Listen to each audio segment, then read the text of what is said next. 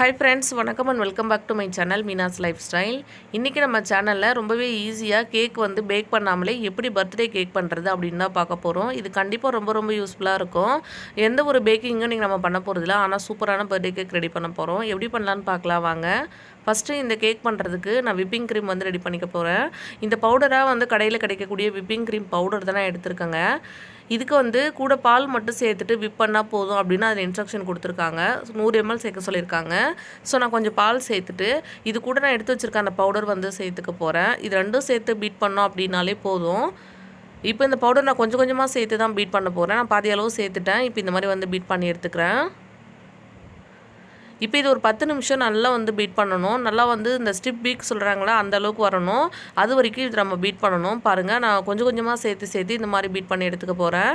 நம்ம இந்த மாதிரி இந்த பவுடர் வந்து பீட் பண்ணும் போதே வந்து கரெக்டான அந்த பதம் நம்மளுக்கு கிடைக்கல. நம்ம வந்து சரியான ஒரு அந்த ஸ்டிப் பீக் வரும்ல, அந்த அளவுக்கு கிடைக்காது. அதை கொஞ்சம் நேரம் நம்ம வந்து ஃப்ரிட்ஜில் வச்சு எடுக்கும் போது தான் கிடைக்கும் அப்படின்னு சொல்லி அதில் போட்டிருக்கு. அதே மாதிரி இந்த அளவு நான் பீட் பண்ணதுக்கப்புறமா இதை கொஞ்சம் நேரம் வந்து ஃப்ரிட்ஜில் வச்சு எடுத்துக்க போகிறேன். டைம் இல்லை அப்படின்னா ஃப்ரீசரில் கொஞ்சம் நேரம் வச்சு எடுத்துக்கோங்க. ஓகே, இது கரெக்டாக இருக்குது. நான் இதை ஃப்ரிட்ஜில் வச்சுட்டு வந்துடுறேன். அடுத்தது நான் கேக்குக்கான பேஸ் வந்து ரெடி பண்ணிக்கலாங்க.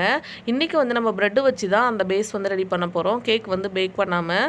இது வந்து எப்படி அந்த கேக் மாதிரியே டேஸ்ட்டு கொண்டு வருது அப்படின்றது நான் வந்து சொல்லியிருக்கேன். இது வந்து வீடியோ வந்து ஸ்கிப் பண்ணாமல் பாருங்கள்.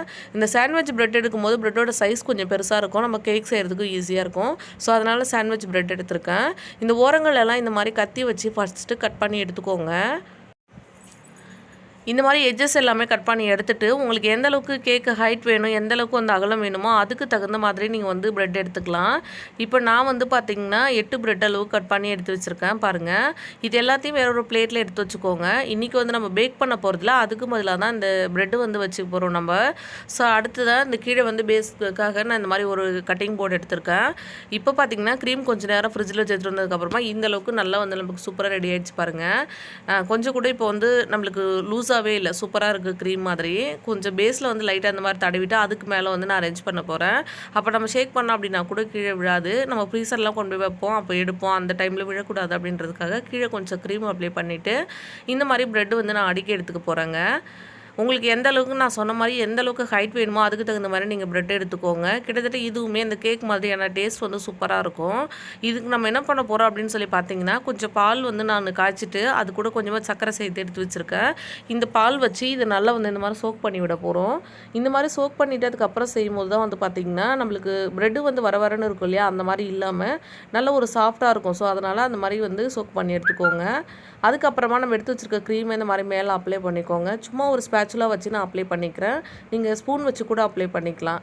ரொம்பவே ஈஸியாக, அந்த பேக்கிங் டூல்ஸ் எதுவுமே இதுக்கு நம்ம தேவைப்படாது. ரொம்ப ஈஸியாக பண்ணிடலாம்.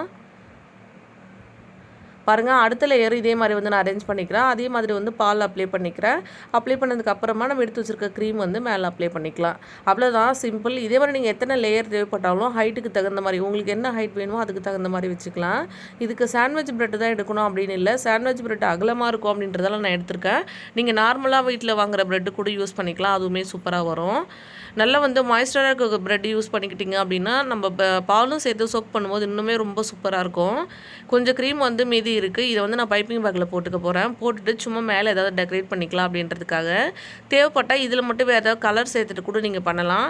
அப்போ வந்து கலர்ஃபுல்லாக சூப்பராக கிடைக்கும். நான் இன்றைக்கி ரொம்ப சிம்பிளாக பண்ணி காமிக்கிறேன் பாருங்கள். அதே மாதிரி பெருசாக நான் எதுவும் டிசைன்லாம் போடலை. சும்மா வந்து இந்த மாதிரி வந்து சின்ன டாட்ஸ் வச்சுக்க போகிறேன். இது அப்படியே வந்து மறுபடியும் கொஞ்சம் நேரம் ஃப்ரிட்ஜில் வச்சு எடுத்துட்டோம் அப்படின்னா சூப்பராக நம்மளுக்கு வந்து செட் ஆகிடும். நான் ஃப்ரிட்ஜில் வச்சு எடுத்ததுக்கப்புறம் வந்து இது வீடியோ எடுக்கல, கொஞ்சம் வெளியில் போயிட்டேன். அதனால் அந்த கிளிப்ஸ் வந்து நான் ஆட் பண்ணலை. நம்ம க்ரீம் அடித்த உடனே எப்படி ஃப்ரிட்ஜில் வச்சு எடுக்கிறோமோ அதே மாதிரி இதுக்கப்புறமா கொஞ்சம் நேரம் ஃப்ரிட்ஜில் வச்சுக்கணும். இந்த மாதிரி கொஞ்சமாக வந்து நான் குட்டி மிட்டாய் இருக்குல்ல, அந்த மாதிரி வச்சுருக்கேன். அது ஸ்ப்ரிங்கிள்ஸ் எதாக இருந்தாலும் நீங்கள் யூஸ் பண்ணிவிட்டு மேலே வந்து இது மாதிரி போட்டு டெக்கரேட் பண்ணிக்கோங்க. பாருங்கள் எவ்வளோ அழகாக இருக்குன்னு. உங்களுக்கு வந்து கேக் செய்ய தெரியாது, பட் வந்து குழந்தைங்களுக்கு செஞ்சு கொடுக்கணும்னு ஆசையாக இருக்குது அப்படின்னா கண்டிப்பாக நீங்கள் இந்த மாதிரி ட்ரை பண்ணலாம். க்ரீம் மட்டும் பீட் பண்ணி எடுத்துட்டிங்க அப்படின்னாலே போதும். அதே மாதிரி எலக்ட்ரிக் பீட்டர் இல்லை அப்படின்னா அதுக்கு முதல்ல ஹேண்ட் விஸ்க் வச்சுட்டு கொஞ்சம் டைம் எக்ஸ்ட்ரா எடுத்து பீட் பண்ணிங்க அப்படின்னா சூப்பராக க்ரீம் ரெடி ஆகிடுங்க. கண்டிப்பாக ட்ரை பண்ணி பார்த்துட்டு எப்படி வந்தது அப்படின்னு கமெண்ட் பண்ணுங்கள். இந்த வீடியோ பிடிச்சிருந்தா சப்ஸ்கிரைப் பண்ணிக்கோங்க. தேங்க்யூ.